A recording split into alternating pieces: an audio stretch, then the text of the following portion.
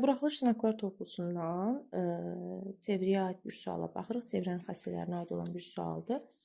Gördüyümüz kimi A nöqtəsindən çevrəyə 2 dənə kəsən çəkilibdir. AC və AY kəsənləri.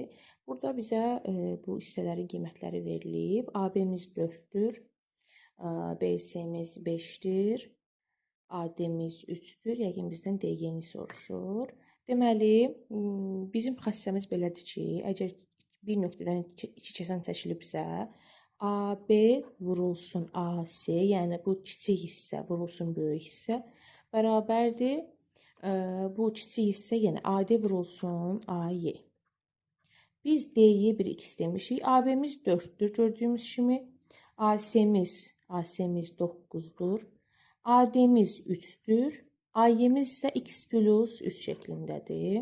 Bu tənliyi həll edirik. 12 bərabər.